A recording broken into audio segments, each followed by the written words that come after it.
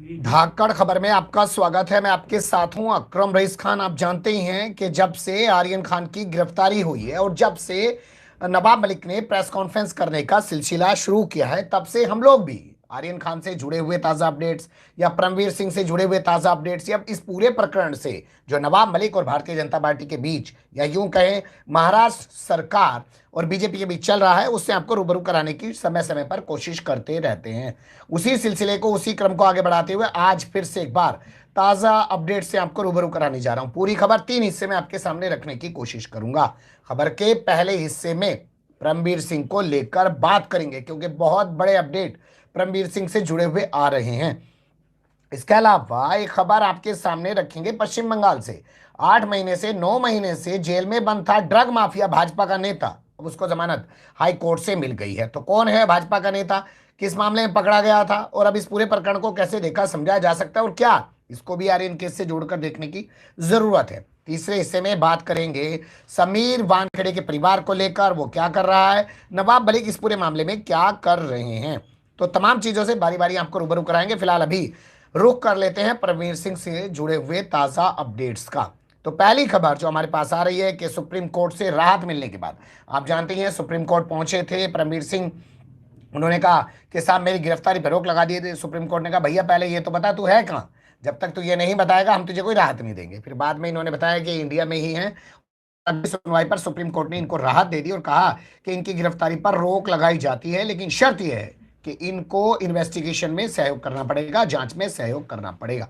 अब कल अगर आपने कुछ चैनल्स देखे हो तो तमाम भूखमड़ी और उसके दलाल चाटुकार दंगाई पत्रकार परमवीर सिंह से बात होने का क्या कर रहे हैं। ये कह रहे हैं कि परमवीर सिंह से उनके पत्रकारों की फोन पर बात हुई है।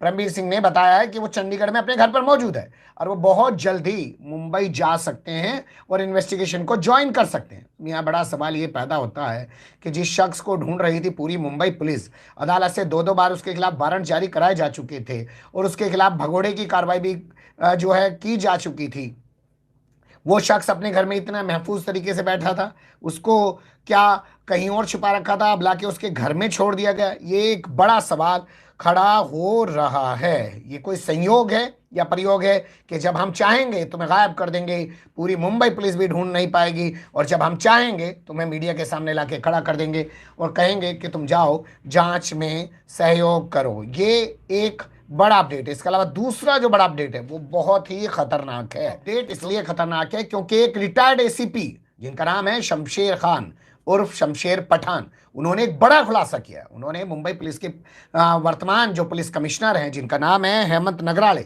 उनको एक पत्र लिख दिया और उन्होंने कहा कि जिस वक्त 2008 में मुंबई पर आतंकवादी हमला हुआ था तो कसाब के पास से एक मोबाइल बरामद हुआ था। जी हां, ध्यान से सुनिए, कसाब के पास से एक मोबाइल बरामद हुआ था और उस मोबाइल को छिपा लिया था परमवीर सिंह ने।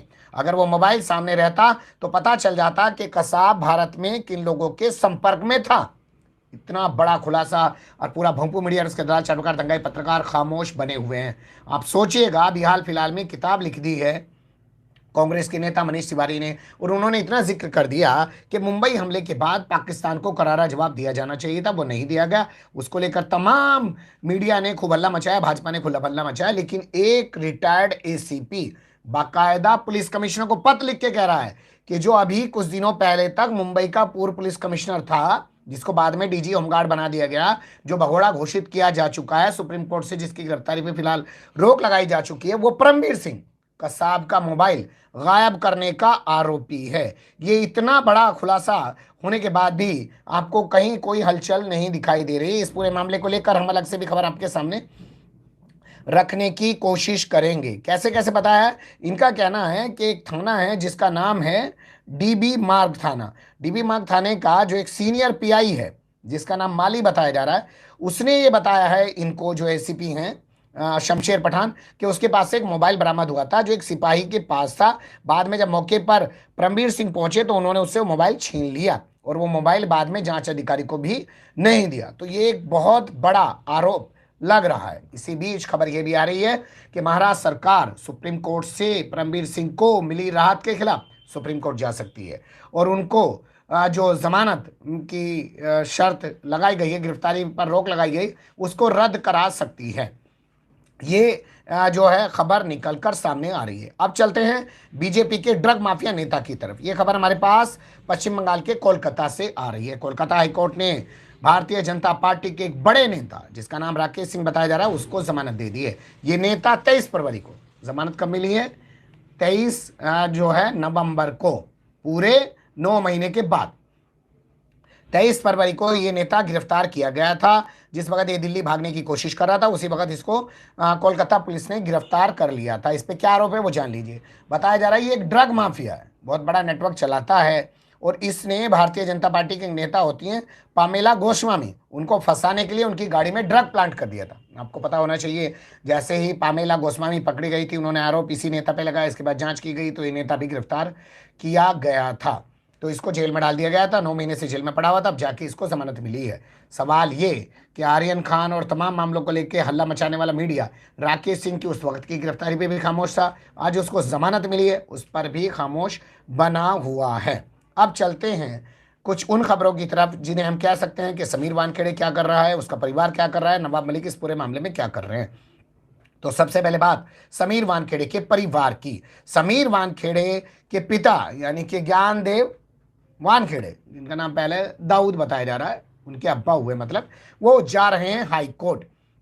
हाई कोर्ट की डबल बेंच के सामने उन्होंने अपील कर दी है और सिंगल बेंच के फैसले को चुनौती दे दी है। तो आपको यहाँ दो चीजें जाननी चाहिए कि सिंगल बेंच ने क्या फैसला दिया था।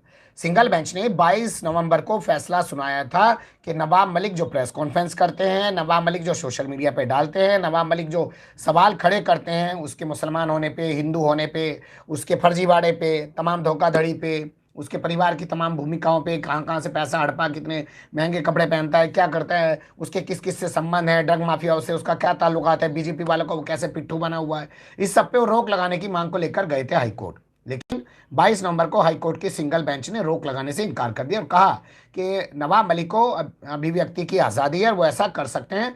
और समीर वानखेड़े कोई वो प्राइवेट आर्मी तो है नहीं, पब्लिक का बंदा है, वो मतलब एक सार्वजनिक अधिकारी है, उसके खिलाफ वो ऐसा कर रहे हैं तो उस पर रोक नहीं लगा जा सकती। लेकिन शर्त लगा दी थी कि भैया आप कोई भी चीज़ें बगैर सर्टिफाइड किए, सत्यापन किए नहीं डालोगे।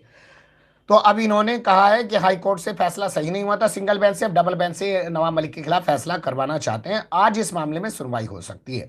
कल ही मैंने आपको बताया था क्रांति रेडकर जो वर्तमान समय में समीर वानखेड़े की, जो पहले समीर दाऊद होता था, उसकी पत्नी है, उन्होंने एक एफआईआर दर्ज कराई है साइबर सेल थाने में नवाब मलिक के खिलाफ। उन्होंने कहा कि नवाब मलिक ने अपने ट्विटर अकाउंट पर एक ट्विटर चैट डाला, स्क्रीनशॉट है वो, जिसमें दिखाया कि क्रांति रेडकर किसी से बात कर रही हैं और कह रही हैं कि वो नवाब मलिक के खिलाफ बहुत बड़ा खुलासा करने जा रही हैं, क्योंकि नवाब मलिक के खिलाफ उनके पास दाऊद इब्राहिम की फोटो है। और बाद में उन्होंने कहा कि ये झूठ है, नवाब मलिक ने मजाक किया, ये बात कही उन्होंने, लेकिन इसको आधार बना के उन्होंने एफआईआर दर्ज कराने के लिए तहरीर दे दी है। अब वही खबर आ रही है इस पूरे मामले में, नवाब मलिक अभी भी रुक नहीं रहे। उन्होंने आज फिर कुछ जो सर्टिफिकेट हैं, दस्तावेज हैं, वो ट्वीट किए और ट्वीट करके बताया कि जब ये मरते हैं, मतलब अंतिम संस्कार होता है पूरे परिवार का या किसी का भी, या किसी में भी शामिल होते हैं, तब तो ये मुसलमान होते हैं, लेकिन जब इन्हें नौकरी पानी होती है तब ये दस्तावेज में हिंदू बन जाते हैं।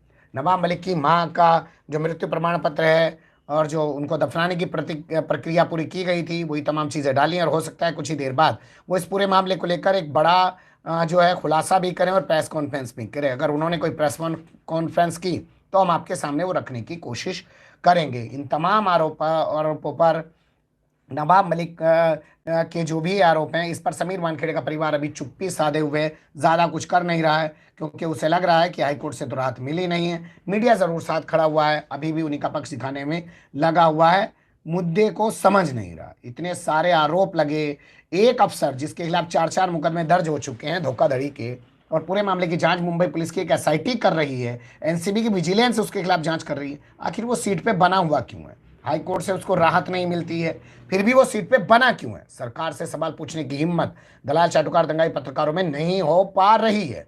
जबकि सबसे बड़ा मुद्दा यही है कि उसको सीट पे नहीं रहना चाहिए जब तक जांच चल रही है। लेकिन आप उत्तर प्रदेश में देख लीजिए, टैनी पहलवान मुकदमा दर्ज होने के बाद भी गृह राज्य मंत्री बने हुए हैं, उनको हटाया नहीं जा रहा है। अब वो दौर चला गया जब आरोप लगने के बाद लाल कृष्ण आडवाणी ने इस्तीफा दे दिया था, जब उनका जैन हवाला डायरी में नाम सामने आया था। लेकिन आज की भाजपा कौन सी भाजपा है? नरेंद्र मोदी की, अमित शाह की, भाजपा है। जितने आरोप लगे, जितने लोग बद्दुआ दें, गालियां दें, उतना फल फूल रहे हैं, अब घट नहीं रहे। छोड़िए खैर इस मुद्दे को। जो भी ताज़ा अपडेट होगा दिन भर में, नवाब मलिक की कोई प्रेस कॉन्फ्रेंस होगी, उससे आपको रूबरू कराने की कोशिश करेंगे।